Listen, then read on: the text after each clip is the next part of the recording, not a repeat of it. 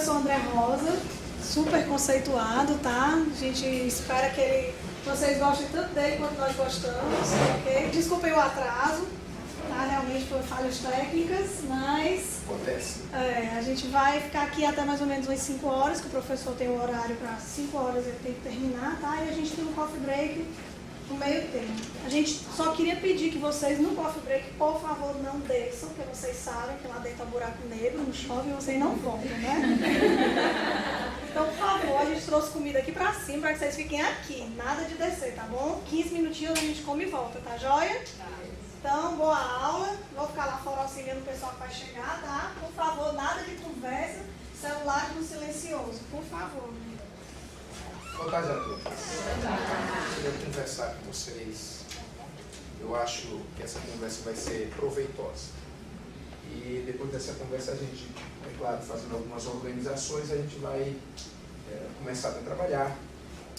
E eu acho que para a gente começar bem, vale uma rápida apresentação. Meu nome é André Rosa. Eu estou tendo um grande prazer de começar a trabalhar aqui na FANOL. Na verdade, eu estou começando esse ano, durante 20 anos eu já sou professor. Eu comecei com 19 anos. Mas acontece. É uma mistura de aptidão, de, sei lá, vocação, com necessidades também. Né? Tem muitas coisas que a gente acaba fazendo pensando que vai ser bico e acaba gostando e fica para a vida inteira. Então, eu comecei a dar aula muito jovem e acabei gostando bastante. Já passei por alguns colégios aqui da cidade e até pelo interior. Nas minhas últimas contas foram mais ou menos uns 20. E eu hoje em dia estou mais numa outra área, tá? Eu trabalhei em 2 editorações, uma área de editora para escolas mesmo, e também trabalho no Jornal O Povo na parte de anuários. Mas não larguei as escolas, sou professor do Colégio Cristo, sou professor do Colégio Antares, e estava dando aula também na UVA quando vim para cá. Aqui eu estou dando aula no curso de Direito. O curso de Direito tem uma cadeira chamada de Teoria Econômica Geral, e essa cadeira eu estou ministrando lá no campus Dunas. E está sendo muito legal, porque é uma sala sempre reduzida, porque o pessoal de Direito, assim, eles fogem de algumas cadeiras aparentemente não muito relacionadas ao curso, né? É como se filosofia, sociologia não fosse importante, mas sempre é uma base legal. Então eu tenho uma cadeira com 12 alunos, é muito confortável, é muito fácil. E está sendo super legal, até que o pessoal fez o projeto do ENAD. O ENAD é uma prova que vai fazer uma avaliação de curso. Por sinal, hoje em dia, essa avaliação vai até mesmo para o currículo e o diploma de vocês. Alguns empregadores, é bom lembrar desse detalhe, estão muito antenados nessa questão de ensino superior e por conta disso eles às vezes procuram nos seus processos de avaliação se existe uma avaliação do ENAD, já que você está no período de ser avaliado. Então eu sempre disse que é muito importante. O ENAD é um tipo de prova que ele vai saber se você está não somente relacionado bem com o curso que está fazendo, mas também, acima de tudo, com as coisas que acontecem ao nosso redor. Porque eu digo que o ENAD é uma prova de cotidiano, principalmente, é claro, na minha área. Tá? Na área que envolve história, sociologia e atualidades, é isso que se quer saber. Mas o que você precisa lembrar é o seguinte, a faculdade vai lhe dar um suporte. Então, o que você tem que fazer? Você tem que ter envolvimento. O que a faculdade tem que fazer? A faculdade tem que, sabendo o que você quer, como vocês estão querendo, dar esse suporte, mesmo que sejam em horários tão assim incomuns. Porque eu chego a dizer que esse horário é o horário do seu descanso. Não sei se alguém, por exemplo, está até faltando um trabalho, fez as suas trocas para poder estar aqui, tá? Então, no final das contas, ainda é dia de trabalho, né? Ainda estamos trabalhando, todos nós até. Mas o pessoal tem que compreender uma coisa, esses são os horários que nos cabem, tá? porque realmente nós como professores acabamos tendo muitas ocupações e ficou difícil. E esse horário foi até um horário sugerido pela professora Lúcia, porque eu tinha até sugerido o sábado de manhã. E ela disse assim, professor, é melhor à tarde, porque quem sabe pode pegar mais gente por conta dos trabalhos. Mas, tranquilo. Porque quando a gente se envolve, a gente gosta, parece que o tempo passa mais rápido, a gente vai ver que as coisas vão ser legais e nem vai parecer que é sábado, ou se fosse um outro dia. Parece um dia qualquer, tá? Então, a gente vai ter aqui um encontro onde a gente vai relembrar a história, relembrar a sociologia, relembrar a filosofia, relembrar o que está passando hoje em dia no nosso mundo, tá? E entender as coisas. Lembre-se de um detalhe, a prova, ela tem sempre o mesmo artifício, tá? Qual é o artifício que qualquer prova, principalmente governamental, chega a fazer? Pessoal, boa tarde, vocês podem se ocupar onde quiserem, tá? Não se preocupem, vocês fiquem à vontade, tá? Vou achar melhor, porque passar aqui na frente não tem importância. A gente está num papo legal, tá? Então, o critério da prova é sempre o mesmo. Pensa comigo para você tentar acertar isso, tá? Os caras estão fazendo uma prova. Essa prova é uma prova do governo. Então, ele já não faz questões capciosas com relação ao governo. As questões de atualidade, elas nem sempre são de um mês atrás, 2 meses atrás. Elas geralmente têm uma média de 6 meses. É alguma coisa que possa acontecer no ano e geralmente alguma coisa comemorativa. Exemplos, eu vou lhe dizer uma coisa que está em comemoração esse ano. Eu acho que você já possa ter visto até alguma reportagem sobre isso. Há 20 anos atrás, o presidente Fernando Collor de Mello sofreu um processo de impeachment. Então, fazer uma abordagem sobre um tema desse tipo é muito importante, tá? Mas vamos para um assunto delicado, para ele não vir até hoje. O senhor Fernando Collor de Mello é senador da República. Ele não é somente senador, ele participa de áreas, de algumas comissões dentro do Senado, com cargos até de presidência. E o partido dele é da base aliada. O senhor Luiz Inácio Lula da Silva, quando era a época de eleição da sua candidata Dilma, ele fez campanha em Alagoas para Fernando Collor de Mello se eleger senador. Então, vai colocar o que na questão? Que o Lula era inimigo do Collor, agora viraram amigos? É claro que não. Isso é sujeito a processo. Isso é uma insinuação que merece provas. E é claro que ninguém vai se comprometer. E outra coisa, a prova do ENAD não é uma prova que vai lhe trazer tantas surpresas na sua criação. Ela será uma prova interpretativa. Quem vai se dar bem é quem lê melhor, quem tiver um tempo para isso. Por isso, se pressa, pegue a prova querendo entendê-la, tá? E os assuntos de atualidade serão assim, ou comemorativos, ou serão assuntos que terão, na verdade, uma abordagem das suas origens. Então, eu vou falar do impeachment de 20 anos. Tá? Por sinal, na sala de aula tradicional, eu como comecei exatamente nesse ano de 92, eu já tinha um prazer muito grande por história.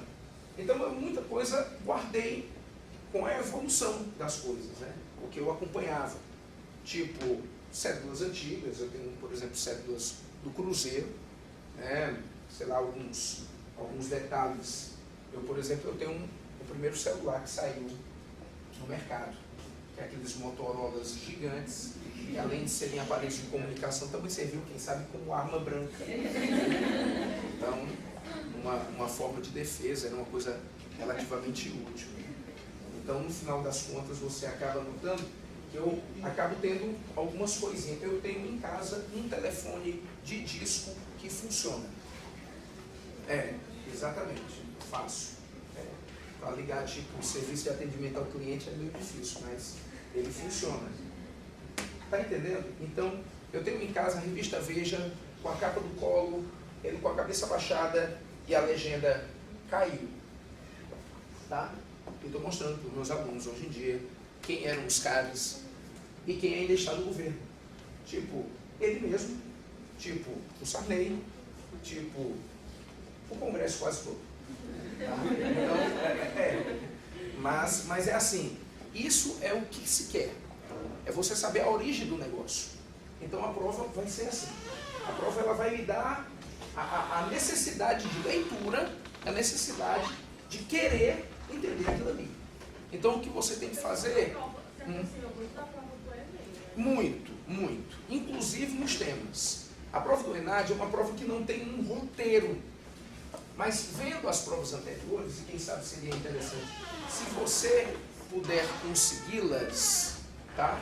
E isso eu posso disponibilizar algumas. Porque como nós estamos num trabalho aqui muito relacionado... Olá, como nós estamos num trabalho aqui muito integrado, eu vou passar algumas provas de anos como de 2009, de 2011, para vocês terem acesso aqui para a FANOL. Tá? É aquela história de você dizer assim, poxa, olha o que caiu, olha como caiu. Tá? E aí você... Porque esse é o melhor estudo. Lembra-se de uma coisa, você ficar descansando em casa, lendo uma boa revista, assistindo um bom filme, vendo, vamos dizer, as coisas das reportagens, é melhor do que pegar um livro inteiro para ler. E principalmente treinando questões. Tá? Aí você diz, como é que eu vou arranjar tempo para isso? Se você tem pouco tempo, pelo menos não tente, vamos dizer, desperdiçá-lo. Um dia de aula, tente vir. Tá? Propague essa ideia para outros colegas. Porque se a gente, no caso, tiver um grupo legal, a gente vai ter sempre concentração, a gente vai ter sempre envolvimento e, é claro, vai ter sempre treinamento. Tá? E uma coisa para a gente finalmente começar. Tá? Tem uma coisa que eu sempre gosto de dizer para os meus alunos. Se você vê minha aula de há 20 anos atrás, é claro que algumas coisas, elas felizmente mudaram, né? Eu amadureci bastante, principalmente em estudar, em entender muitas coisas. Mas é uma coisa incrível. Como as coisas não mudam nas suas abordagens. Porque a história já é uma ciência muito crítica. Então são poucos os novos dados que existem. Existem novos dados? Existem. Mas a história é uma ciência tão acelerada, tão assim, intensamente vivida, que não temos muita coisa nova para dizer. Mas você tem muita coisa nova para saber, a perguntar. Então, vá quebrando gelo, pode perguntar. Quem sabe você já está sentindo um pouco que eu não tenho problemas de lidar com os meninos. Tá? Eu não sou aquele cara que vai dizer assim para você, ou você cala a boca, ou vou embora, ou você vai embora. Não, a gente tem tolerância, boa confiança. É bom a gente pensar da seguinte maneira: se eu estou aqui, eu estou com uma necessidade, eu estou com uma missão. Tá? Então eu devo ficar aqui por conta disso. Tá bem? Se não der mais certo, um abraço. Tá? Mas eu ficarei até as 5. Irei produzir bastante. Espero, né? Porque história também é uma coisa muito longa, muito difícil. Mas a gente tem que quebrar o gelo.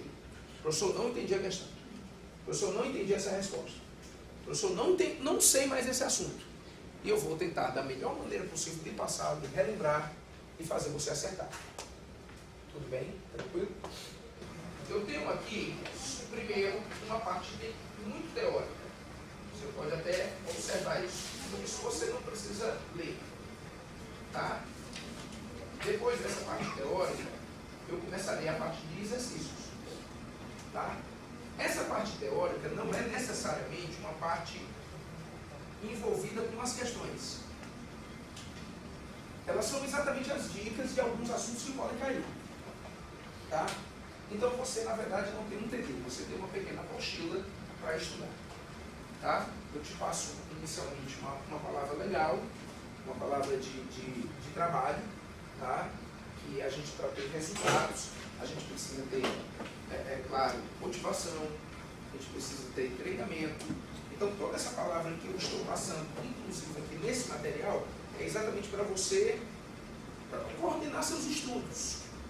Então isso aqui é uma palavra amiga, uma palavra nossa, uma palavra de todos que estão compondo a equipe. Logo em seguida, se você reparar bem, eu estarei passando alguns temas. Onde o primeiro tema é sustentabilidade e educação. Então eu tenho um texto, que ele vai lhe mostrar todo esse tema, e é claro, o texto ele traz uma fonte, para você, quem sabe, ir atrás de algumas coisas a mais sobre o assunto, tá bem? Depois eu tenho um mundo em desconstrução, tá bem? Que essa ideia que é colocada é exatamente a avaliação econômica que existe. Hoje em dia, uma das coisas que está mais sendo faladas em jornais, sejam pelos sites, sejam por qualquer meio de informação, são as crises que o mundo está passando. Eu acredito que vocês devam ter já visto pelo menos alguma coisa falando sobre a crise na Grécia, a crise na Espanha, tá? Então, no final das contas, eu coloquei esse texto para dar um entendimento de como o processo começou. Que, na verdade, eu vou lhe dizer em poucas palavras por que isso aconteceu. Você reparou uma coisa? Vou dizer uma coisa aparentemente engraçada, mas quem sabe você pode já ter presenciado isso, né? Eu estava assistindo a TV, um conhecido, vamos dizer, num trabalho, tá? Aí passou um comercial do Total Bank. Aí o anunciante disse assim, 150, 160, 170 mil reais para mudar a sua vida. Então, o Total Bank tem uma premiação, né? Ele coloca lá o valor. A pessoa que estava do meu lado disse assim, isso lá vale nada. Ele vai pouco desse. Aí eu olhei assim, eu acabei de imaginar. Quem está dispensando 170, porque se eu ganhar 170 mil reais, eu estaria muito feliz. Agora, se eu estou muito feliz sem, imagina se eu ganhasse. Eu fico pensando, se eu estou muito feliz sem, imagina se eu ganhasse. Mas eu entendi qual é o do cara. O cara hoje em dia, nós hoje em dia não vivemos mais no mundo dos 1000 e nem dos milhões. Nós vivemos um mundo dos bilhões. Então, hoje em dia, a condição capitalista ela chegou a um extremo tão grandioso que o cara está achando muito dinheiro já pouco. Porque ele convive em um país que já tem um dos 10 mais ricos do mundo, nem mais né? Que era aquele empresário Eike Batista, que até o primeiro semestre ele era, me parece, o 8º ou o 7º mais rico do mundo. Era o mais rico do Brasil e tinha uma fortuna pessoal de 35 bilhões de dólares. Mas só que ele teve alguns problemas, perdeu um dinheiro, fez alguns investimentos, hoje em dia ele só está com 27 bilhões. Né? Pena, né? Ele nem está pagando as contas, né? É uma pena, a coisa está difícil para ele. Então, o cara vê uma estatística dessa, ele fica desdenhando os 1000. Então vamos lá, tem cara aí, sozinho, como o dono da empresa, claro, que é o homem mais rico do mundo, que é o senhor Carlos Early, que tem 70 bilhões de dólares para ele gastar como ele quiser. Esse é um dinheiro que possivelmente, se desse para a Grécia, ela viraria a maior potência do mundo. Mas pertence a uma pessoa só. Então, a desconstrução, ela vai falar para você dos acúmulos de riqueza, das crises que estão sendo geradas pelos processos de acúmulo desvairado de dinheiro. De uma hora para outra, nós temos um país como a China, que já tem 1 milhão de bilionários. Então você fica pensando, poxa, é fácil entender uma crise. O dinheiro está indo só para um lado. E esse lado, quem sabe, não é ou não são 10% da população mundial. É fácil entender, porque o outro lado está passando fome. Tá? Então, esse texto vai falar muito disso, dessa ideia, tá? Dessa real origem do processo, exatamente dos sistemas, vamos dizer assim, das crises. Logo em seguida, eu estou falando de uma questão muito difícil no nosso país. O Brasil, quando foi descoberto, o português chegou e disse, essa terra é minha. Só que existiam 6 milhões de pessoas morando nela. Tanto que eu faço até uma brincadeira quando eu falo do assunto em sala de aula, dizendo como é que pode a pessoa dizer que descobriu alguma coisa cheia de gente dentro. a mesma coisa, quem sabe, de você, por exemplo, estar com a carteira no bolso, jogá-la na sua frente, no meio da rua, olhar e fala minha carteira. Eu achei minha carteira, você tendo feito o ato. Como é que você acha uma coisa que já existe? Porque o descobrimento partiu do princípio de você achar alguma coisa inesperada. Não existia. Não era de ninguém. Você descobriu, mas como é que se descobre alguma coisa? Gente dentro morando. Então, as questões de terra no Brasil, elas começam da colonização. É o índio que perde a terra. É o português que disputa com o invasor. É um novo governo que vai dizer essa terra agora é minha, porque essa terra agora é desse governo. E o que acontece ainda hoje no Brasil é a má distribuição de terra visível que chegamos a ter. Porque você ter uma terra para construir alguma coisa e com isso gerar empregos e o desenvolvimento, quem sabe, de uma localidade, de um país, é uma coisa. Então o cara está comprando para investir, para modificar, para urbanizar, para melhorar. Mas tem cara que compra terra para mostrar para os filhos. Vai, meu filho, ó, tudo isso aqui é seu. Então você tem que dar valor a isso aqui. Papai, o senhor vai fazer o que com isso? Meu filho, é para você. Para você, meu filho. Você está achando pouco? Papai, ninguém está morando aí, meu filho, você não está entendendo, isso aqui é seu. Então eu posso morar nisso aqui tudinho, é claro, é só seu. Enquanto alguém está embaixo do viaduto, porque não tem onde morar. Então as questões de terra, elas são problemáticas. Por mais que a pessoa diga assim, mas só alguém comprou uma terra, ó, suou o rosto, suou a camisa para ter um dinheiro e comprar uma terra. Não estou criticando quem faça isso por trabalho, utilizando. O cara o quê? Comprou um terreno, fez uma casa popular, está alugando, está ajudando alguém a ter uma moradia, mesmo que ele ganhe alguma coisa, ele está usando a terra. Mas eu estou falando de terra improdutiva.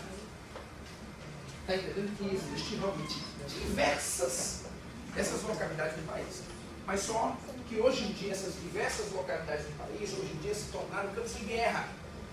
Campos de guerra. É a reforma agrária que não é respeitada, é o processo de tomada de terra que existe. E a questão agrária brasileira é ótimo para fazer assunto de prova. Porque você tem que entender a origem, vai ter que entender, vamos dizer, necessariamente quem é o culpado, quem é o mocinho, portanto, quem é o vilão, porque o Estado não interfere. Então essa relação tem que existir. Então eu coloquei um texto exatamente para mostrar a você essas questões. E eu coloquei também um assunto muito cara de prova e quem sabe muito atrativo. Quem aqui não já deva ter assistido ou lido, assistido um filme ou lido um livro com o tema Segunda Guerra Mundial, Holocausto nazista, né? E sensibilizado até mesmo com isso. Então nós estamos com esse tema mais uma vez. Tá? Eu coloquei aí situações, por exemplo, de campos de concentração, situações no caso da ascensão do processo nazista, para você, no caso, entender. E aí vale as dicas de filme. Poxa, eu sei que nem todo filme ele merece um conceito histórico fiel, tá? Mas um filme é um entretenimento. A gente sempre acaba aprendendo, sabendo alguma coisa com ele, e você acaba, portanto, aprendendo se divertindo. Então, um assunto legal, falar sobre campos de concentração, falar sobre algumas situações que aconteceram naquele período, principalmente entender por que um governo desse chegou ao poder. Porque tem muita gente que diz assim, como é que pode o Hitler ter chegado ao poder, sendo ele tão crápula e matador? E toda a vida eu respondo a mesma coisa, meu filho, você tem que entender como estavam as coisas no mundo. É o povo alemão vindo de uma primeira guerra arrasado, endividado. Rapaz, a dívida externa, a dívida que a Alemanha tinha que pagar, não é dívida externa somente não, a dívida que a Alemanha tinha que pagar por ter sido derrotada na guerra, era de 30 bilhões de dólares. Só que 30 bilhões de dólares, rapidamente eu falei, gera bilionários hoje em dia no mundo. Só que 30 bilhões de dólares, eu estou falando do ano de 1919. Então, 30 bilhões de dólares, se a Alemanha desse ela mesma como pagamento, não pagava. Toma, meu filho, toma esse alemãozinho aqui para pagar essa conta. Toma, para você. Ah, não paga não, quero não. Quero dinheiro. Só que não dava. A dívida externa era tão alta, tão incontrolável, que não dava. A inflação alemã pós Primeira Guerra era de 1000% ao dia. 1000% ao dia. Era melhor queimar dinheiro do que comprar carvão para se esquentar. Porque um saco de carvão possivelmente seriam 10 de dinheiro. Não dava. Então imagine, um povo debilitado, desencorajado, autoestima baixa. Pô, me leve a mal, todos nós temos problemas. Todos nós teremos problemas. O que a gente deve fazer com o problema? Resolvê-los. Nós devemos encarar nossos problemas e resolvê-los. Mas como é bom quando alguém nos ajuda, nos estende a mão, nos oferece um ombro. Não é isso? Pois o ombro na Alemanha quem deu para chorar foi o Hitler. Tá? Então, todo mundo adorou. Sem falar, excelente comunicador, um cara extremamente teatral. E é claro, tudo foi favorável para ele. Tá bem? Então, o texto ele vai falar um pouco sobre isso. É até um pouco emocionante contar um pouco dessa história. Tá certo? Mas aí algumas visões. Eu quero começar a trabalhar com você. Agora a gente vai começar a fazer algumas questões. A gente vai, algumas dessas questões eu tirei do ENAD, eu tirei de algumas provas, eu fiz algumas questões. Tá bem? No total são 25 questões para treinamento. Hoje vai dar tempo para fazer tudo? Infelizmente não. Tá bem? Mas com certeza eu passarei o gabarito de todas elas para vocês treinarem. Tá bem? Posso passar até mesmo hoje. No final da aula eu vou com material impresso e passarei até para vocês, para quando vocês tiverem o seu material. Agora é assim, tá bem? Você tem que tentar comigo. Então o esquema qual é? Toda questão que eu der apresentar, eu vou lhe dar 1 minuto apenas de tentativa. Você vai se familiarizar com ela. Para na hora que eu resolvê-la, você diz assim, eu tinha escolhido isso mesmo, eu entendi a questão. Ou então, quem sabe, eu marcar um gabarito, você não ter marcado, e esse é o momento de perguntar. Por que não pode ser essa outra opção? Tá bem? Então, o que é que eu vou sempre fazer? Eu vou deixar a questão aqui, tá? Essa primeira questão, como ela está em 2 páginas, quem sabe pode ficar meio difícil para você chegar a algumas opções. Então vamos fazer o seguinte, essa questão eu leio com você. Eu vou inaugurar o quem sabe, né? Eu queria, na verdade, era tentar colocar numa coluna só, mas não tem importância não. Eu acho que só aumentando um pouco mais a fonte, quem sabe deixando, tá? Um pouco maior, para o pessoal fazer aqui uma leitura legal. Tudo bem? Tá certo? Eu quero que você me acompanhe na leitura, tá? Vamos fazer essa leitura aqui juntos. Vai lá? A história registra imagens da vivência de índios e negros no Brasil e suas relações com o Estado europeu.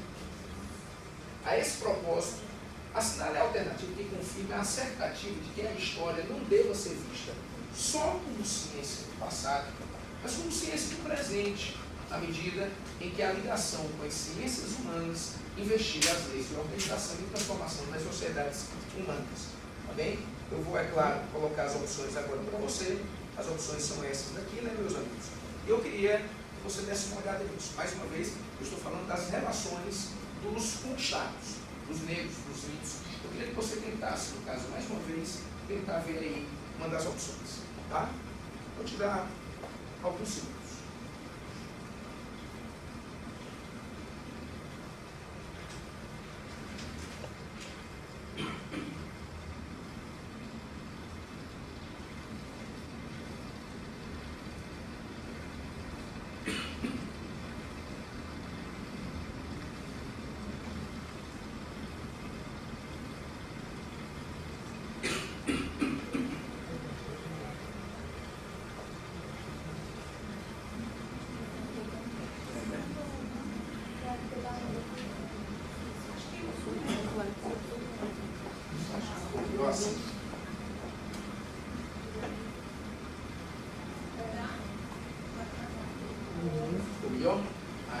Assim está bem melhor.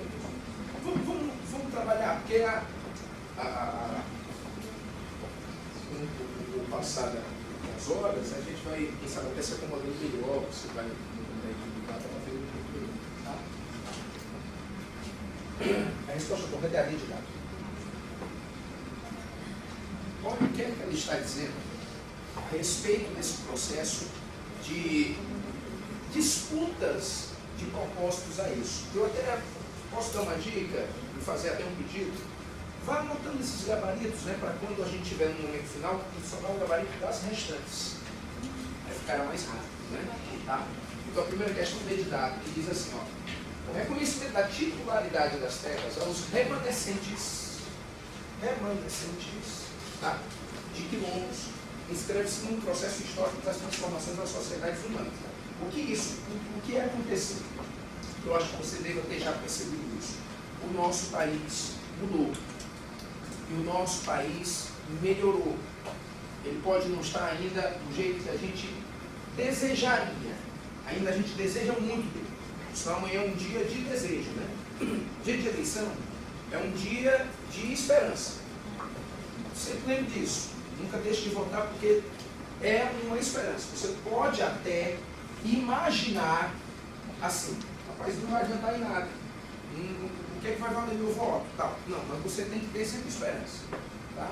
Quem sabe, se o seu candidato valer a pena, você fazer campanha para ele. Tá? Mas nós ainda temos o que melhorar. Mas muita coisa já melhorou. Tá certo? É você imaginar, cara, que não existia, por exemplo, para certos grupos sociais, valores nenhum. E eu vou me relatar sem dúvida nenhuma dela, que eu acredito grande maioria aqui, e que vão lembrar que a situação é essa mesmo, que é, por exemplo, o grupo das mulheres.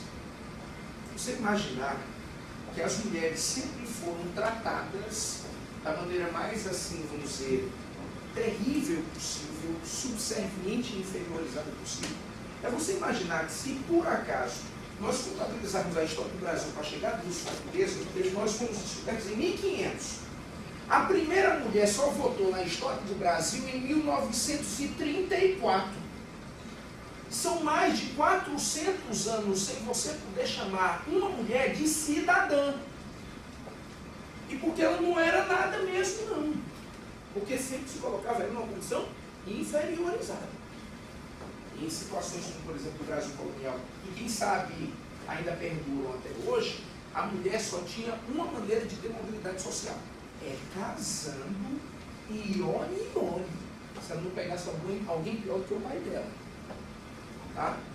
E que geralmente ela já estava com esse casamento pronto desde o momento que ela nasceu.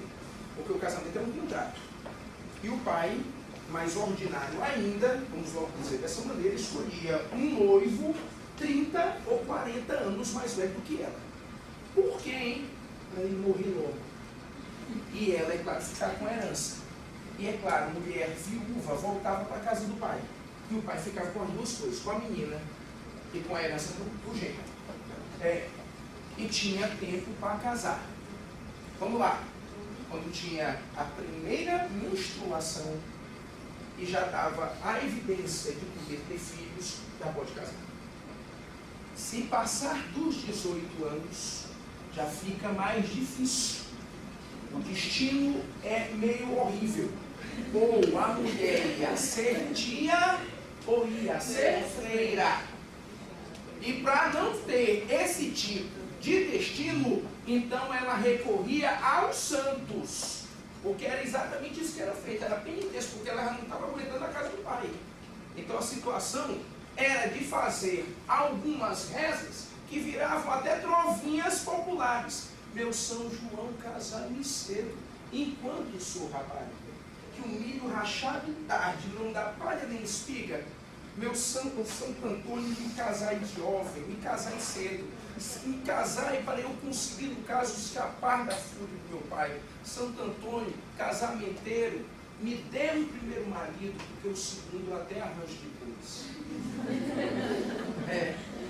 Então ele criava aquela ideia, criava aquela atmosfera de dizer o quê? Você só tem um destino, é casar. Se ela não casasse, ela recorria aos santos.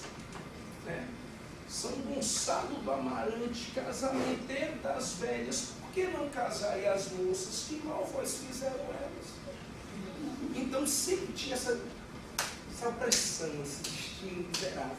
Aí depois vem outros grupos, grupo dos indígenas, grupo dos negros. Hoje em dia temos outros grupos em processos também de sociabilização. Mas você nota uma coisa? Que essa condição aqui está começando a mudar. Então, os negros que antigamente eram segregados, agora estariam, vamos dizer, sendo reconhecidos para conseguir terras, coisa que eles não tinham, como os índios também. Então a ideia é essa, é conseguir, acima de tudo, direitos dessa nossa sociedade. Então, essa questão ela planeja exatamente isso. Planeja a ideia de você reconhecer que algumas coisas estão sendo valorizadas com essa nova política brasileira.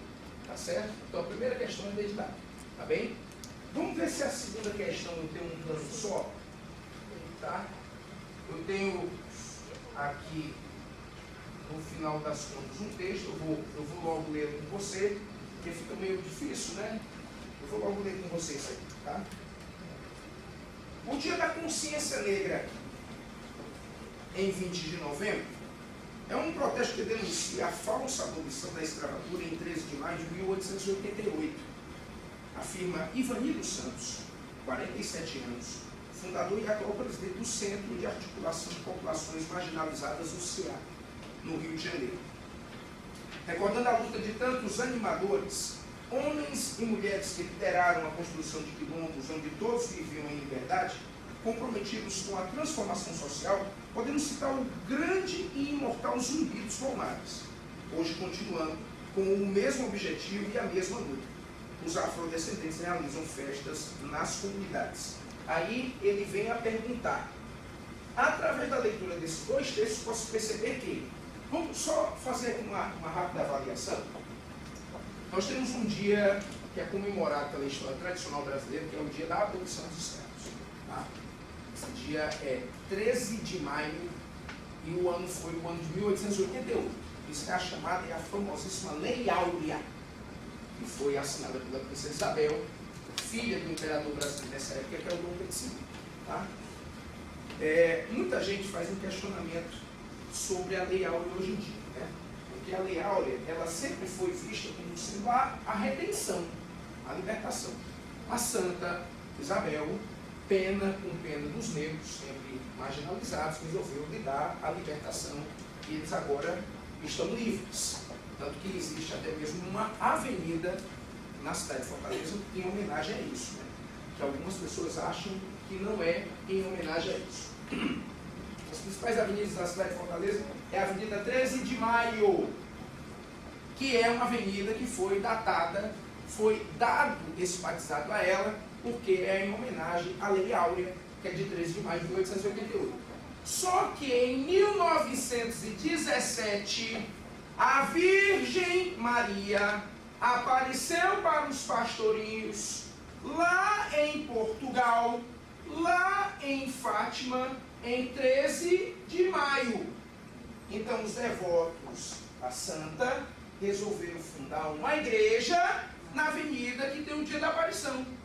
E a devoção é tão grande, porque nossa cidade ainda tem, como o nosso país ainda tem muita tradição católica, que o pessoal não sabe que 13 de maio não é em relação à Santa, é em relação aos negros.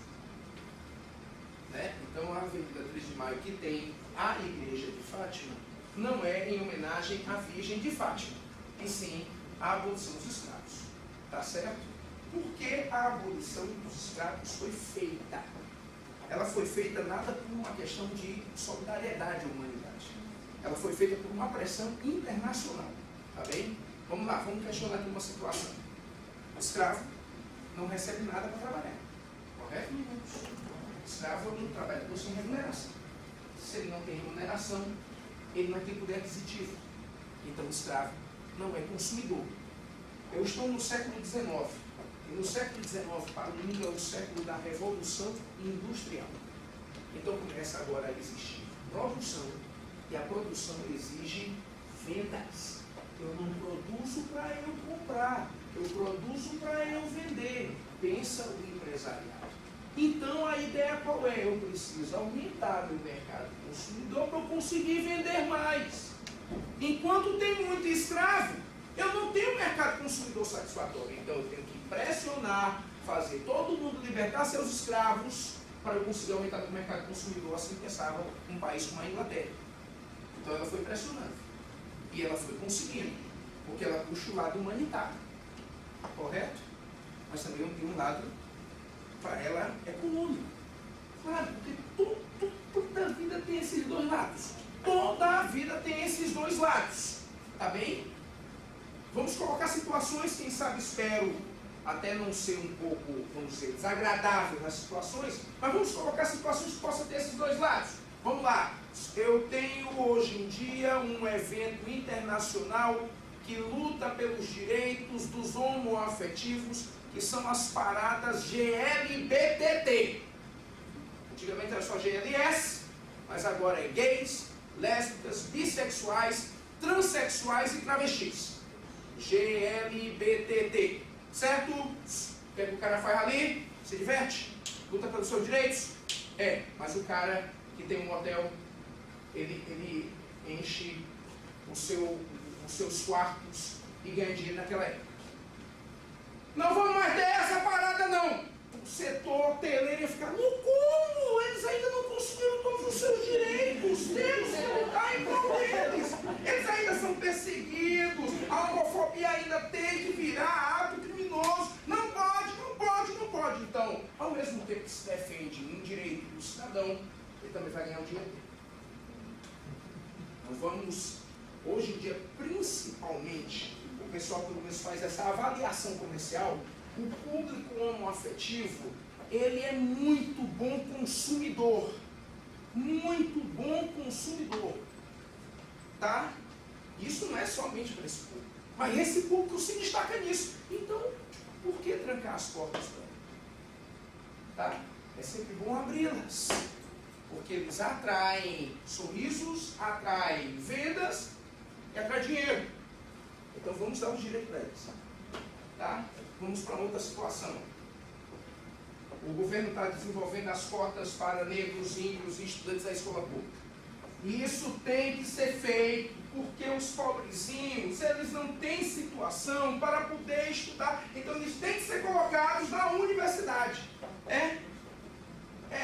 Pensa, por exemplo, sei lá, um empresário de faculdade particular, que, por exemplo, pode imaginar que como nós teremos cotas para faculdades ou universidades públicas para esse tipo de público, vai diminuir para algumas outras pessoas que querem pagar. Então, não, vamos para a faculdade particular, ela tem a mesma qualidade, ela terá uma mesma acessibilidade trabalhista, e sem dúvida nenhuma, como não tem cotas ou coisa parecida a isso, a gente entra mais fácil.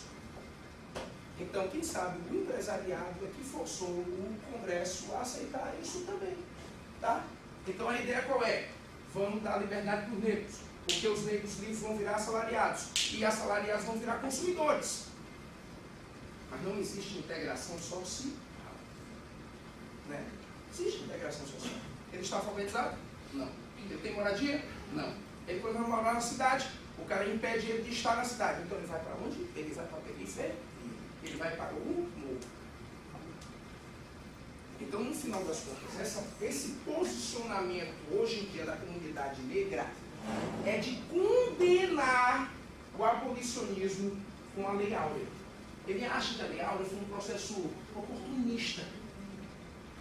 Foi só para agradar um determinado país. Não foi uma verdadeira libertação dos negros. Eles consideram hoje em dia, vocês podem reparar, se forem lembrar disso, que o dia 20 de novembro vai ser muito comemorado pela comunidade afrodescendente. Porque ali foi a morte de uma pessoa que lutou pela liberdade verdadeiramente dos negros. Tá? Então, essa hoje em dia é a valorização que os negros têm em relação a uma abolição. É de alguém que lutou verdadeiramente por eles. Tá? Porque eles acham que a libertação feita pela Lei Áurea não foi completamente verdadeira. Tá? Nesse caso, para essa questão, a opção correta é a pé de bola. Resgate da memória de Zumbi pode ser compreendido como uma busca da ampliação dos direitos da comunidade negra do Brasil. Isso aqui é o verdadeiro. A ideia, no caso de dizer que, no final das contas, esse é o processo. Vamos lutar pelos nossos direitos? Vamos. Mas pode ter certeza, quem sabe alguém vai se aproveitar dessa nossa busca de direitos em algum momento. Que acontece. Acontece. Tá? É assim hoje em dia nessas comunidades, nesses setores que eu acabei falando, foi assim há algum tempo atrás. Tá bem? Então a segunda questão é bem de boa. Tá certo? Vamos aqui para a terceira questão. Eu tenho aqui esse enunciado, tá? Quero que você me acompanhe. Exatamente. O enunciado aqui, as opções ficarão pelo outro lado. Tá bem? Meninos, está indo tudo bem? Alguém quer me fazer alguma pergunta? Não? Está tudo tranquilo, sem problemas? Algum questionamento? Tá? Porque pode ficar à vontade. Às vezes, do meu ponto de vista, pode não ser muito aceitável, né? Ou agradável, e você pode discutir uma boa. Porque essa discussão, a gente pode chegar num ponto certo para acertar na prova. Mas você notará de uma coisa, tá? E desculpa, quem sabe até a arrogância. Eu não irei desenvolver uma linha de raciocínio que a prova não queira. Tá? Porque senão eu estaria aqui viajando. Eu estaria viajando. Pessoal, olha, essa aí é que é para fazer, a gente tem que pensar dessa maneira. Não, a gente tem que pensar na prova. A gente tem que curtir o momento. Tá?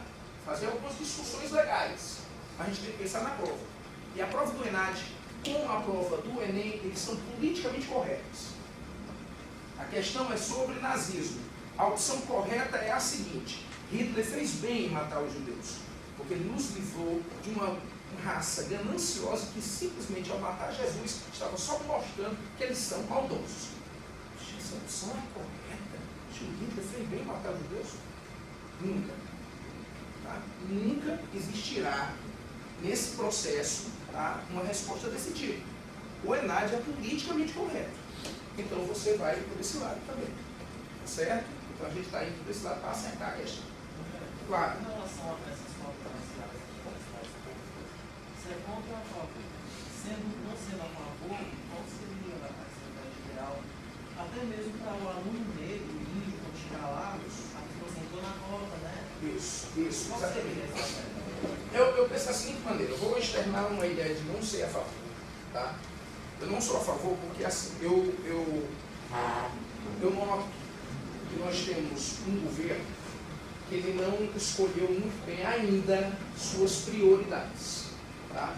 Eu sou uma pessoa, quem sabe você também, e acredito que todos aqui, eu posso dizer todos que estejam assistindo, precisaram mostrar uma competência para ter a valorização que tem. Tá? Então, no final das contas, o trabalho, a exigência que principalmente o mercado de mídia faz é muito duro sobre todos nós. Então, o que eu acho é que o governo poderia ter criado uma prioridade sobre família, sobre urbanização e sobre ensino fundamental. Tá? Ao mesmo tempo que a gente sabe muito bem que existe a necessidade de integração de algumas pessoas dentro da universidade, a gente sabe muito bem de uma outra coisa. Quando o cara entra sem aquele devido preparo, ele sofre mais ainda. Eu vou contar uma situação, quem sabe você passou isso aí algum dia dentro da universidade. E nós somos colegas do você lá do Campinas, eu sempre reparo. Então, tem tanta gente, é um momento tão rápido, né? A gente não se conhece bem. Eu já cheguei na universidade, o professor não foi. No segundo dia de aula dele, ele não foi de novo. Na segunda semana de aula, ele ainda não foi. No segundo mês, ele não foi. Certo? A alegação da universidade é que o professor estava fazendo um curso no estrangeiro, a faculdade só tinha ele como professor da cadeira e o aluno que tinha que esperar. Tá? Tudo bem, vamos lá. No dia que eu faltei, ele foi. E no dia que ele foi, ele deu as presenças retroativas. Eu fui conversar com ele, ele disse que não ia me dar presença. E no final das contas, eu estava reprovado por falta. Professor, isso não pode. Vamos lá, faça um trabalho, faça alguma coisa. Então você não conseguirá fazer o meu trabalho. Sabe por quê? Porque eu não faço prova. Eu passo 5 livros, escolho um e vá pela nota todo dia da academia.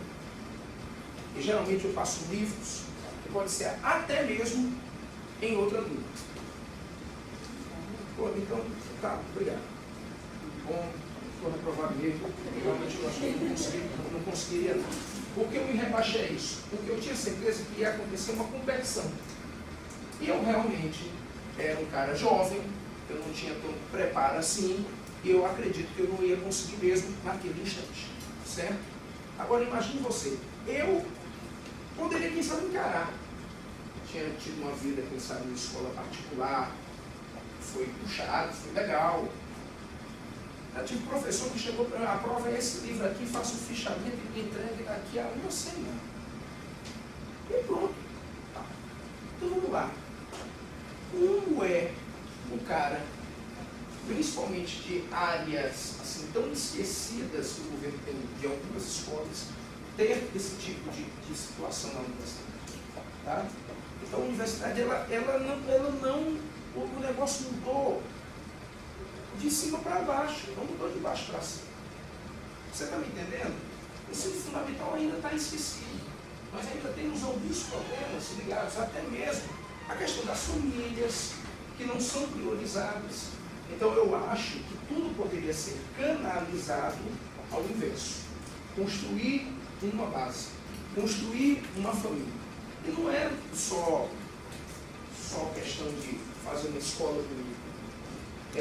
Dar valor ao professor, tentar, no caso, ainda fazer concurso. Ainda tem muita gente que está dentro de escolas públicas que não são concursadas. Então, como diz a história, quebrando o galho, tapando o buraco, que isso é uma desvalorização para os caras. Os caras renovam-se contratos.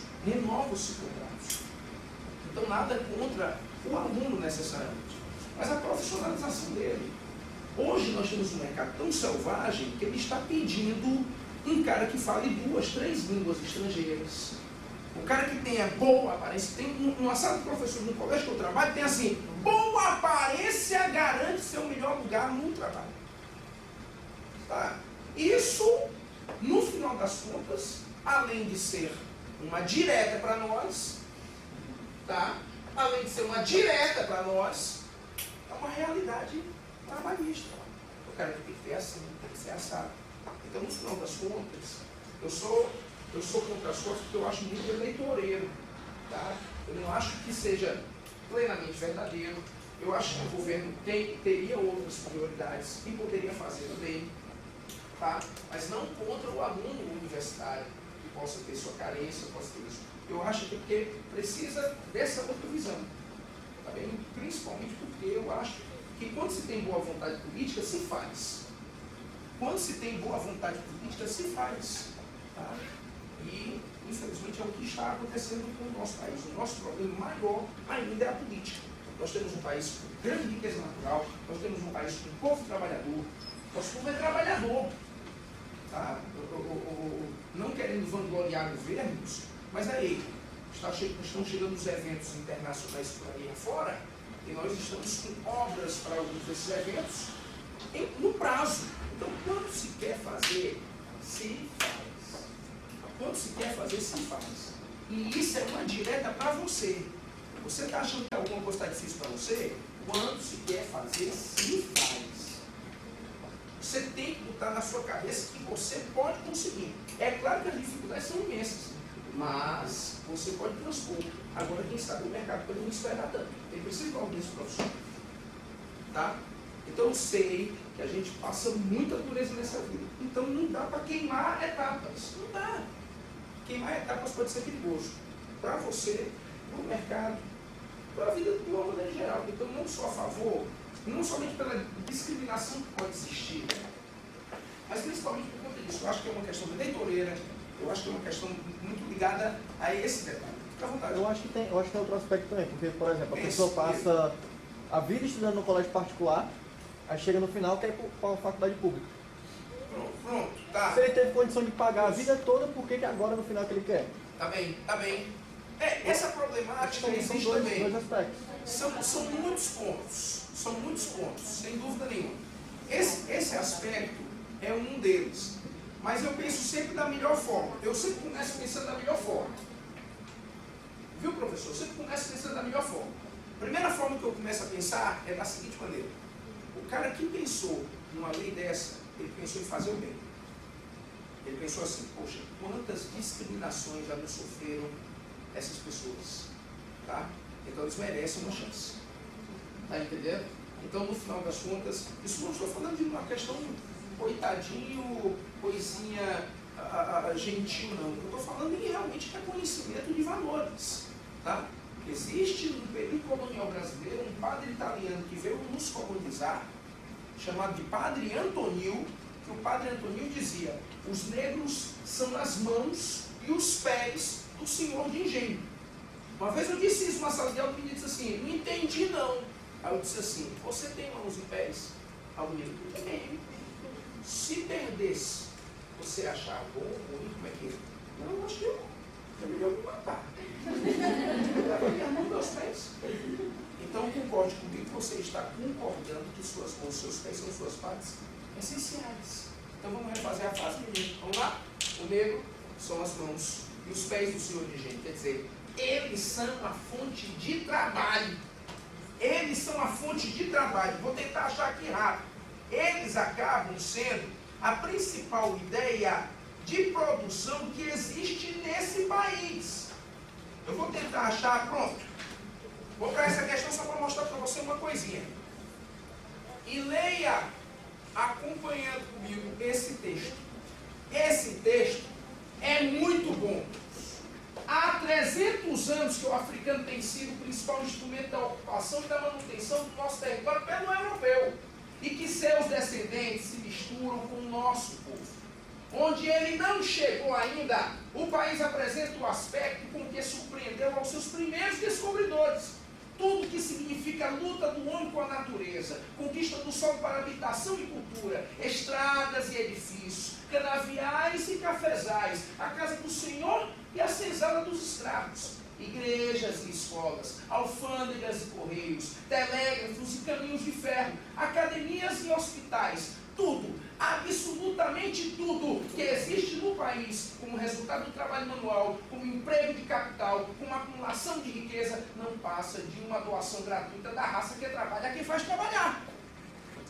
Trocando miúdos, o negro fez esse país. E você pode notar, onde tem a produção, o negro está lá. Vamos lá, você vai à Bahia, tem muito negro. Você vai para o Maranhão, tem muito negro. Você vai para o Rio de Janeiro, tem muito negro. Você vai para Pernambuco, tem muito negro. Você vai para Minas, tem muito negro.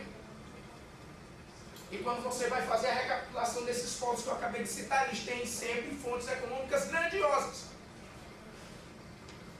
O engraçado é que no Ceará não tem muito negro. É porque nós não tínhamos fontes econômicas muito grandes.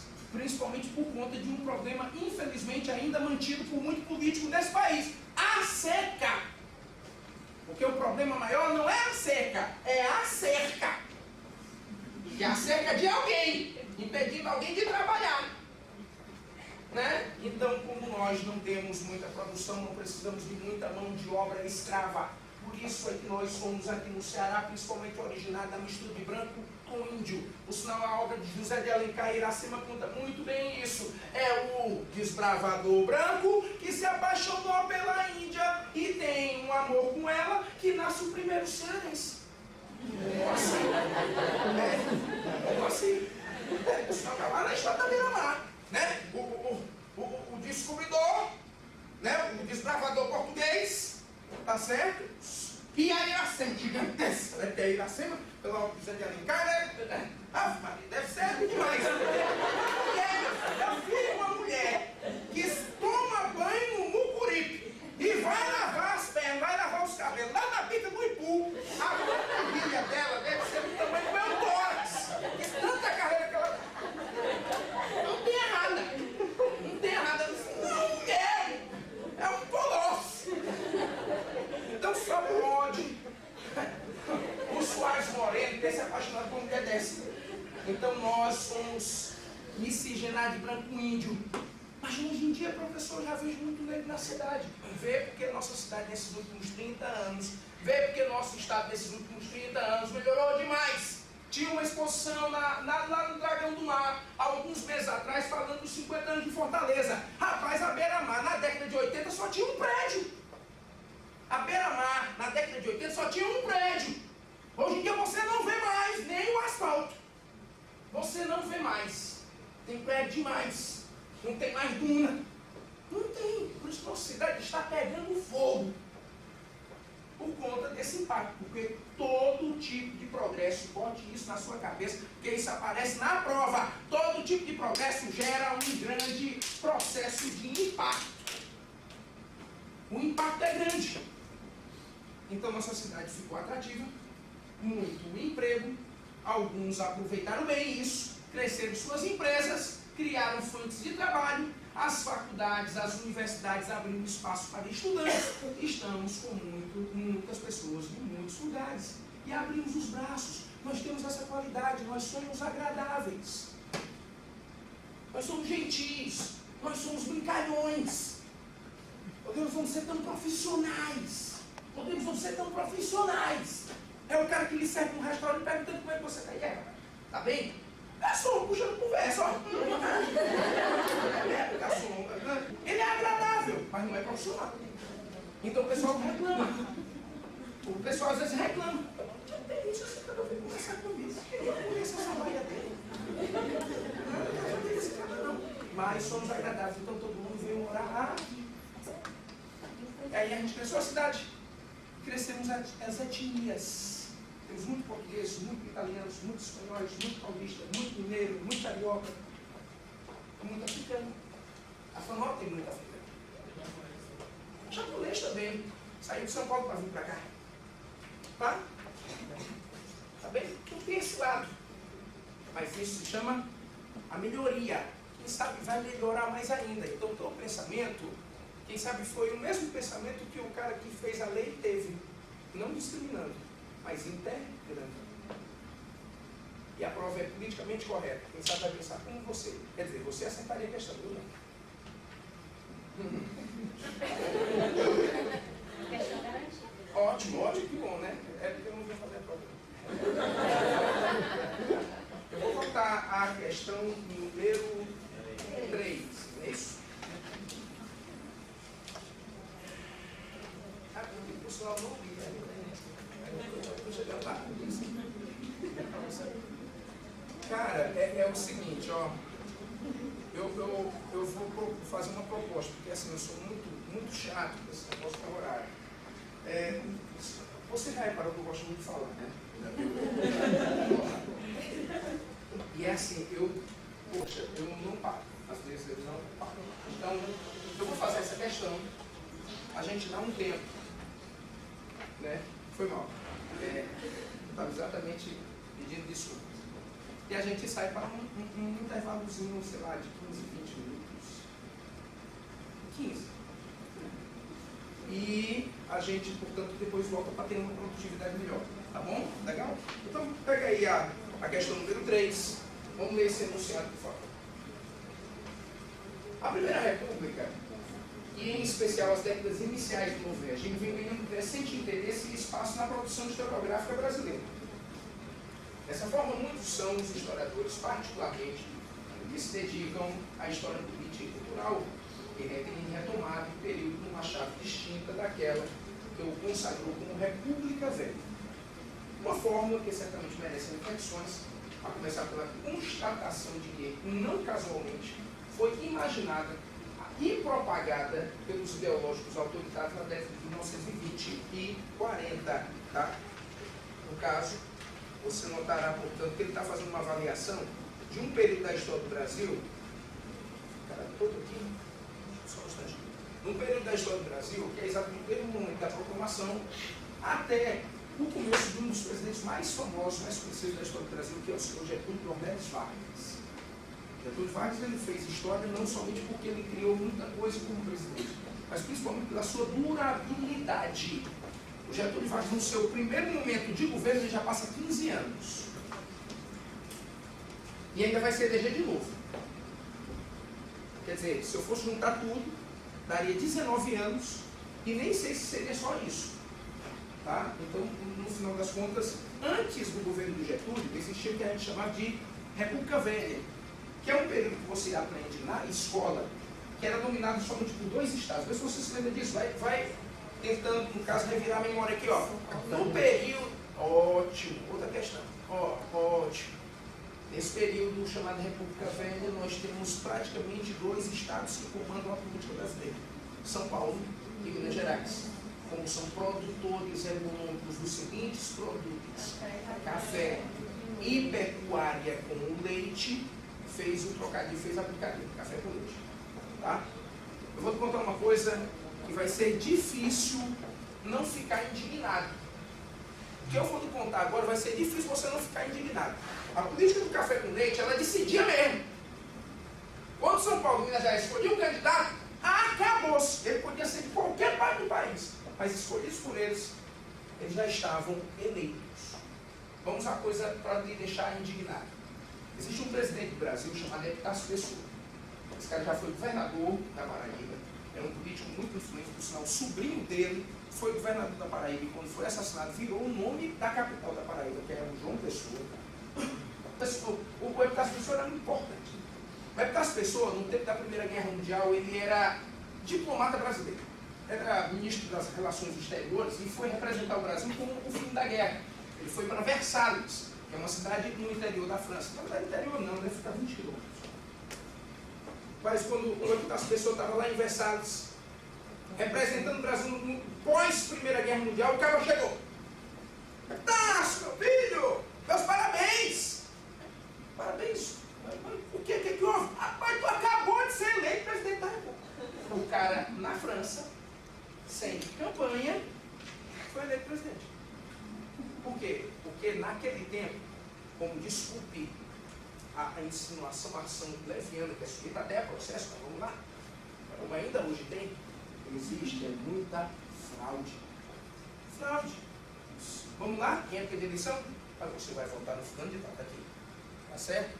Tudo bem. O que é que eu vou ganhar com isso? A tua vida. É porque assim, o voto não é secreto. Tá? O voto é aberto. Então tu vai dizer quem vai votar. Enquanto tu está votando, tem um cabelo ali na porta te esperando para ver se você vai votar no meu menino para senador. Se ele não escutar o nome do meu menino saindo de ti, tu tá morto. Você não pode me matar, não. Se o senhor me matar, o senhor perde o eleitor. Não. Existe esse voto, que esse voto é de capricho. Mas eu posso transformar teu voto em voto de defunto. Porque quando tu morre, eu fico com teu título e peço uma pessoa para votar 2 vezes. Em 1950 foi descoberto um título de eleitor que um cara estava morto há 100 anos. Eita, eleitor!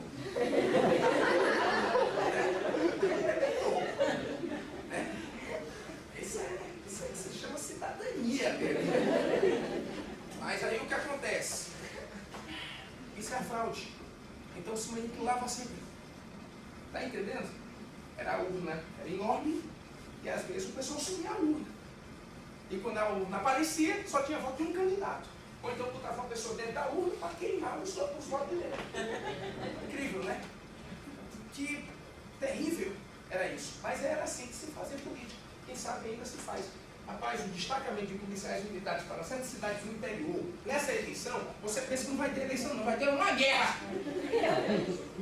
Porque existe ainda uma coisa nesse país que se chama, desde esse período, de coronelismo. Quem manda é o coronel.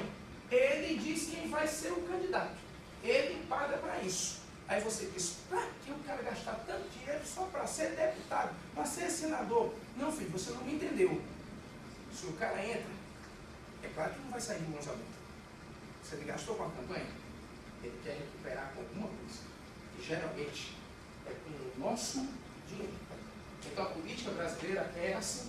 A política brasileira está centrada nessa ideia, nessa questão de república. Olha só, as interpretações que revisam a Primeira República a partir de novos olhares e que se propõem a analisá-la sem adjetivo velha, têm demonstrado a opção dita como correta é a ser de casa. Olha só o que ela diz na questão 3. As formas de participação popular iam além das revoltas, motins e greves, que que eclodiram em diversos pontos do país e se expressam também em associações recreativas, esportivas e dançantes da população negra e pobre. Quer dizer, com a República vindo, notando que República vem do latim, República vem do romano, República quer dizer coisa pública, mas com o passar do tempo o povo vai percebendo que não tem nada de público. E como não tem nada de público, ele reivindica. Quer dizer, a República Velha, ela realmente é chamada de velha, porque ninguém quer mais. Tá? Ninguém quer mais. Diz, professor, então as pessoas com bastante idade, essas pessoas não são velhas, elas são idosas. É a terceira idade, ou a melhor idade. Isso é ser politicamente correto. Você não chama uma pessoa com longa idade de velho. Você chama ele de experiente, de maduro. Não é isso? Quando você chama uma pessoa de velha, é pejorativo, é pesado. Ai, velho, cão! Né? Isso é pejorativo. Tá certo? Ah, meu idosozinho, lindo, maravilhoso. Meu velhinho. Isso é carinho. Você tem um intervalo de 15 minutos e volte. E não desça. Um abraço. Até já.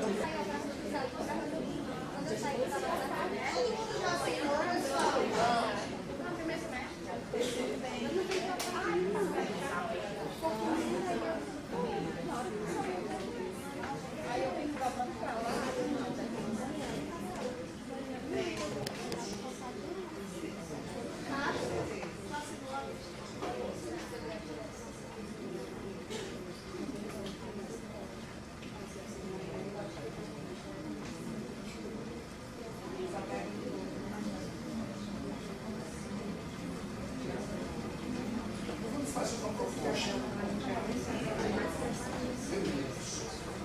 A proposta é a gente agora escolher alguns temas e questões que sejam mais assim, cabo de prova.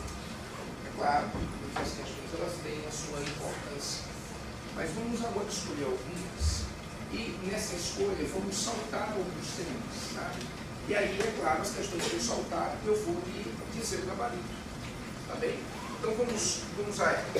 Eu quero fazer a quinta questão. Isso quer dizer que eu vou saltar a quarta questão. E a quarta questão, o gabarito dela é C de casa. Tá? A quarta questão, o gabarito é C de casa. Eu quero agora fazer a quinta questão.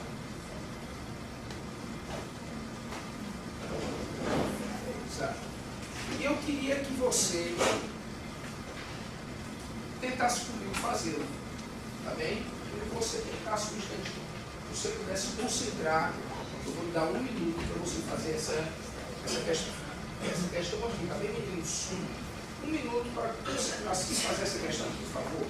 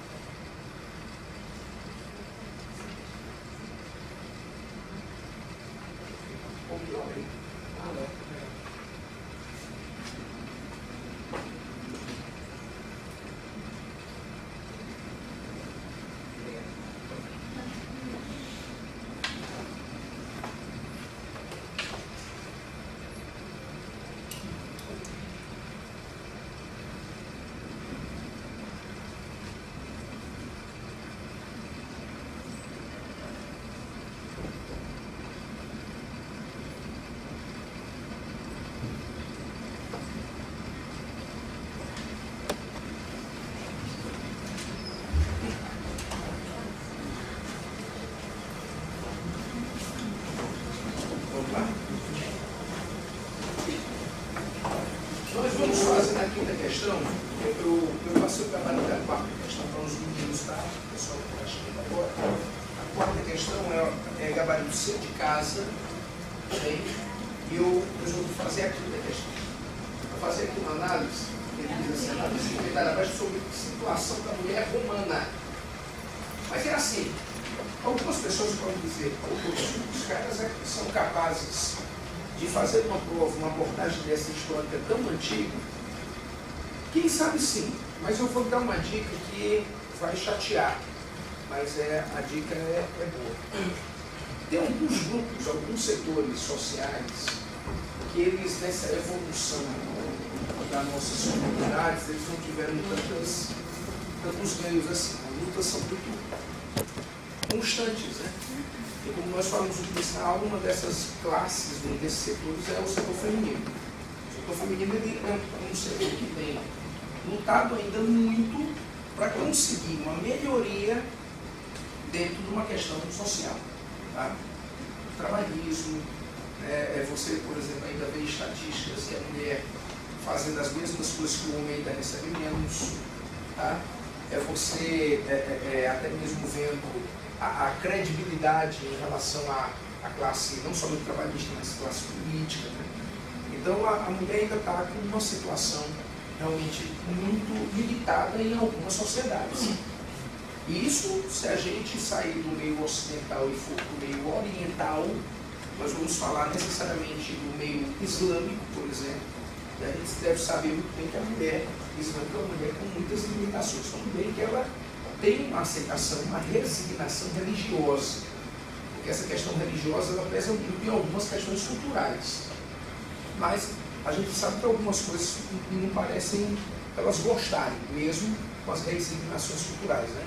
Do tipo, ser devolvida pelo marido aos pais, cremada. Né? Porque às vezes acontece muito nesses casos, né? Às vezes o marido adquire a esposa, vamos dizer, não gosta mais dela, quer devolver a casa e o pai diz, eu não recebo mais. Aí eu também não quero mais não. Então a entrega violentada de diferentes maneiras, né? Às vezes até com uma violência brutal, como mutilações e até mesmo, sei lá, queimaduras. Então a situação da mulher é uma situação ainda muito difícil. E essa visão aqui, você não deve pegar a ideia só de humana. Você, quem sabe, pode fazer uma análise atual e quem sabe chegará a uma resposta correta. Tá? Analise comigo o texto e a gente vai acertar a questão. Você vai ver. Suas qualidades domésticas, virtude, docilidade, gentileza, bom caráter, dedicação ao tricô, piedade sem superstição, discrição nas roupas e na maquiagem, por que relembrá-las? Por que falar do seu carinho e devoção aos familiares, já que você tratava tão bem os meus pais quanto os seus? Tá? Considerando a ideia básica do texto, é correto afirmar que você notará que eu vou aqui, portanto, analisar a tradição que se tem de mulher. Tá? E a tradição que se tem de mulher é exatamente isso. Docilidade, gentileza, dedicação ao tricô. Tá? Uma vez eu fiz uma viagem em uma cidade ótima, maravilhosa, e até conhecida no país, que é uma cidade na região serrana do Rio de Janeiro, que é a cidade de Petrópolis. Senão, muitas vezes essa cidade foi falada nesses últimos tempos com problemas, que eram aqueles problemas em relação, por exemplo, às chuvas, né? Teve muitos desabamentos em algumas áreas de risco. Petrópolis é uma das cidades do Brasil de melhor qualidade de vida que chega a existir. Se um dia você chegar a conhecer essa cidade, você, quem sabe, vai realmente entender o porquê. Uma cidade ótima, uma cidade maravilhosa. A gente fazendo assim um city tour na cidade, o cara vai, olha, isso aqui era a casa do fulano, do Beltrano, aqui se hospedava o presidente, tal. Aí ele indica uma escola. Essa escola aqui é a escola das irmãs. Aqui as meninas até hoje se matriculam para aprender boas maneiras, tricô, crochê e tudo mais. Eu fiquei, mas ainda tem isso. Até porque isso parece ser uma coisa tão assim, realmente meio do tempo passado, mas tem isso. E ainda tem gente dizendo assim, eu tenho que fazer isso. Meu filho, você precisa fazer tricô. Que pode.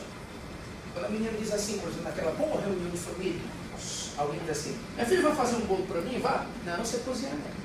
Esse negócio de saber cozinhar, você cozinha não. Minha filha vai lá fazer um negócio para mim na cozinha. Não, você não está entendendo, eu não gosto de cozinhar, eu detesto cozinhar. Eu não sei cozinhar, eu não vou cozinhar. Eu não vou cozinhar, não vai. Você é nova, você aprende e tem que cozinhar, minha filha. Minha filha, você pode mulher. Então, esse estereótipo É uma coisa muito ainda tradicional na cabeça, não se desliga não. Está entendendo? Então isso aqui não é só uma questão humana, é uma questão ainda hoje. É tipo preservada. E os caras querem, os caras que de maneira geral, querem que isso chegue realmente a acontecer. Então, vamos analisar nessa conclusão. Isso me lembra até mesmo a ironia da música do Chico Buarque, né? O grande compositor e cantor Chico Buarque, ele, na década de 70, fez uma música baseada na ironia em relação à mulher. Né? É aquela conversa de um amigo com o outro.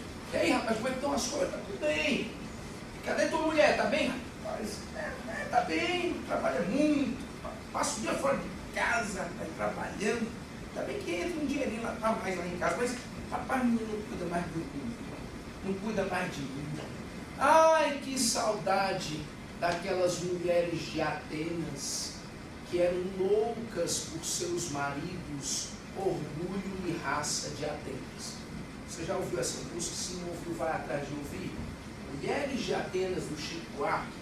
Rapaz, você quando escuta, principalmente ser mulher, você fica com uma raiva tão grande, porque ele transmite aquela ideia de que as mulheres deveriam mirar-se, olhar-se, espelhar-se nas mulheres de Atenas. Mirem-se no exemplo daquelas mulheres de Atenas, loucas por seus maridos, orgulho e raça de Atenas.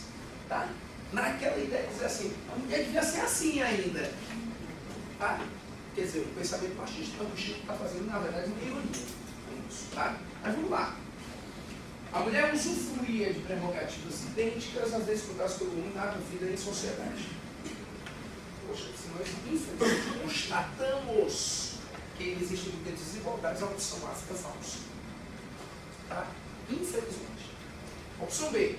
A mãe de família dirigia com toda a independência a educação dos filhos e os negócios do marido. Está falso. Né? Você sabe muito bem que mesmo com os códigos civis renovados, e hoje em dia não existindo mais um pai de família, um chefe de família, que seja um homem, né? A mulher dirige também, mas você sabe muito bem que ainda existe muito esse costume, esse folclore da mulher ainda depender do homem para algumas situações. Então essa independência, toda a independência ficou errada. Tá? Infelizmente. C. O respeito dedicado à mulher romana garantiu a sua emancipação da tutela masculina a partir do regime republicano. Vamos lá. Você conhece o regime republicano romano? Não. Você conhece alguma coisa da mulher romana? Não. Mas a tutela emancipada masculina, você sabe que não tem. Então você também está falso. Dedicado. As condições de liberdade reservadas à mulher tinham como limite a autoridade do pai de família. Verdadeira. Tá? A ideia, portanto, é colocada que ainda exista muito aquela influência, aquele domínio vinda do pai, aquela condição do pai, que depois passa a ser o do marido, do companheiro. Né? Transfere-se aquela autoridade. Só para confirmar se a E é falsa, que diz: a independência feminina constituiu uma vitória acatada pela nobreza romana após a implantação do Império. A independência feminina, principalmente nesse período, ainda não existia. Então, sem dúvida nenhuma, a quinta questão fica ali de dado. Tá? Eu vou passar por algumas questões. Eu quero passar pela sexta e para a sétima. Então, a sexta questão é C de casa. Sexta questão, C de casa. Eu queria que você me acompanhasse na sétima questão aqui. Tá bem? A sétima questão está logo aqui. Tá? Eu quero que você me acompanhe na leitura dessa questão. Tá bom? Por favor, observa. O som se erguia constantemente acima dos ruídos da vida ativa e elevava todas as coisas a uma esfera de ordem e serenidade. O ressoar dos sinos. Eles eram para a vida cotidiana os bons espíritos que, nas suas vozes familiares, ora anunciavam o luto, ora chamavam para a alegria, ora avisavam do perigo, ora convidavam à oração. Eram conhecidos pelos seus nomes: a grande Jaqueline, o sino de Roland. Toda a gente sabia o significado dos diversos toques que, apesar de serem incessantes, não perdiam o seu efeito de espírito dos ouvintes. Com esse parágrafo, o historiador holandês Johan Huizinga descreve a importância dos sinos das igrejas para a organização das vilas e cidades da Baixa Idade Média. Sobre isso, é incorreto que se afirma aí. Quer dizer, eu estou querendo o termo errado, a opção errada nessa questão. Deixa eu conversar com você sobre uma situação de prova. Às vezes o cara pega uma questão, tá? Por exemplo, na área de sociologia, na área de filosofia, ele diz assim, meu Deus do céu, o que é isso? Eu não estou entendendo como é. Então ele tem que ter assim, uma delicadeza para fazer um processo de interpretação e botar no cotidiano dele. Tá? Às vezes ele tem essa questão de dizer assim, besteira é essa, falar de negócio de sinos. É porque assim, você sabe muito bem, se é dessa religião, até compreende melhor do que nunca, que a Igreja Católica é uma igreja ainda hoje muito poderosa. Tá? É uma religiosidade ainda muito forte, uma das principais igrejas do processo cristão, além de tantas outras que chegam realmente a existir. Então a Igreja Católica, ela, isso como o Conselho Europeu, a força que ela tinha de controle era tão grande, mas tão grande de um jeito, que ela, através da própria instituição, da estrutura da igreja, fazia alguns controles. E um desses controles era através dos sinos. Os sinos controlavam tudo. Um toque significava a missa que vai começar. Um toque significava as horas que estão badalando. Um toque significava o ataque que eles estavam sofrendo. Um toque significava alguém que havia falecido. Tá? Então, o que aconteceu? A Igreja Católica, ela monopolizava tudo isso, essas informações, essas mensagens. Só que com a chegada da Idade Moderna, e é claro, os opositores da Igreja também foram chegando, eles foram detonando isso. Eles foram acabando isso. Foi chegando um novo sistema, que é o sistema que a gente vive hoje. É o sistema capitalista. O sistema capitalista baseado na produção, baseado no capital, baseado no desenvolvimento, é claro, das coisas, do material. Então eles foram renegando a ideia de Deus, a ideia da igreja. Não, esses toques não servem mais. Eles foram criando outras identidades, outros toques, mais equivalentes. O que significava o luto? O que significava a alegria?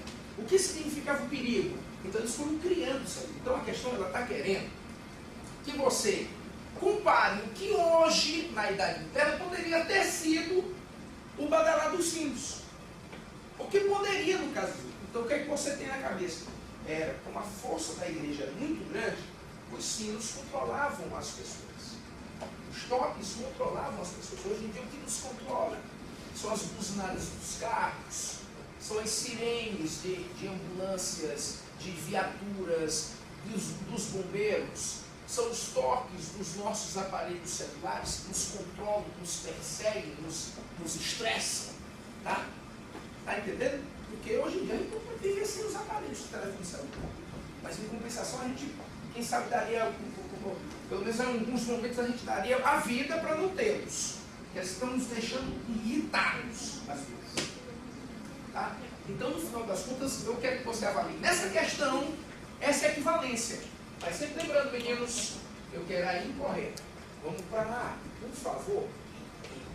O toque que avisava do perigo também conclamava os senhores feudais a mais do que exibirem suas armas e exércitos, a cumprir sua função de proteger a igreja e seus fiéis. Quer dizer, os toques anunciavam a guerra, os toques anunciavam o perigo, os toques conclamavam a população. O item é verdadeiro, portanto você não marca, o que você quer é falso. Para ver, a igreja e o badalar dos sinos organizavam a vida dos que viviam à sua volta, como hoje, de certo modo, o relógio organiza a vida contemporânea. O que você acha? É correto? Verdadeiríssimo. Né? O badalar dos sinos, em determinadas horas, lhe ordena as coisas. E quem às vezes mora perto de uma igreja, se ordena ainda por eles. Por exemplo, os caras ali que moram nas imediações da igreja de Nossa Senhora de Fátima, por exemplo, toda a vida está sabendo a hora certa. Porque ela está tocando de hora em hora o sino. Também já são 4 horas. Olha, está tocando aí na igreja. Está entendendo? Então, o cara que mora ainda perto de uma igreja, quem sabe ainda tem essa mesma orientação. Então, a B é verdadeira, você não marcou nada ainda. C. Com a codificação de toques e reconhecida por todos, o sino assume importante função de comunicação. Por exemplo, anunciando o momento de se iniciar as orações, de certo modo como hoje o sinal da escola avisa o início e o final das aulas. Certíssimo, ótimo, gostei da convicção. Certo mesmo. Ah, deu toque. Começou aquela aula, começou aquele tempo, ninguém está sabendo disso. Isso quem controlava do sino. Eu sou remanescente de estudo do Colégio 7 de Setembro, onde ainda ele era só ali a sede na Avenida do Imperador, esquina com a